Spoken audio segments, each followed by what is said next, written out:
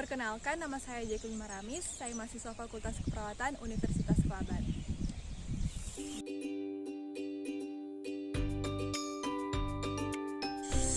Seperti yang kita lihat, kasus baru COVID-19 di Indonesia setiap harinya itu selalu ada.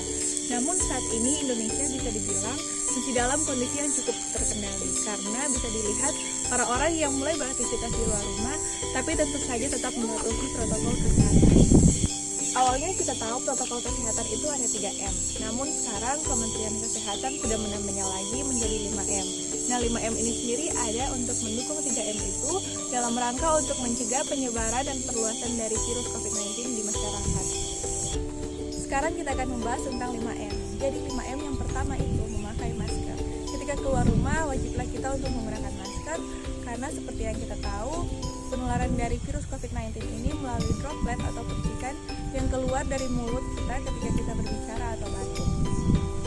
Yang kedua, mencuci tangan. Kita perlu melakukan cuci tangan dengan prinsip 6 benar, di bawah air yang mengalir dan juga menggunakan sabun. Namun ketika kita keluar rumah, lebih baik kita membawa hand sanitizer, karena kita tidak tahu di tempat yang kita tuju itu mungkin tidak ada tempat untuk mencuci tangan, sehingga kita bisa menggunakan itu tapi dengan kandungan alkohol 70% agar bisa membersihkan kotoran-kotoran yang menempel di tangan kita. Yang ketiga, menjaga jarak.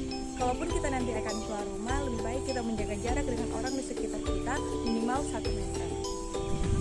Yang keempat, menjauhi kerumunan. Kalaupun nanti kita akan keluar rumah, usahakanlah semaksimal mungkin untuk tidak mendekati kerumunan, karena semakin tinggi kita bertemu dengan banyak orang, semakin tinggi pula kita beresiko untuk tertular. Karena kenapa? Karena kita tidak tahu orang-orang itu dari mana, asal mereka dari mana, kemudian mungkin mereka sudah terkena virus COVID-19 tapi kita tidak tahu karena tidak ada gejalanya. Yang kelima, mengurangi mobilitas. Jadi di sini maksudnya hindari untuk berpindah-pindah tempat. Dalam artian, kalau bisa di rumah saja kita lakukanlah itu. Jika tidak mendesak, tetaplah di rumah dan lakukan semua pekerjaan kita dan aktivitas kita di rumah saja.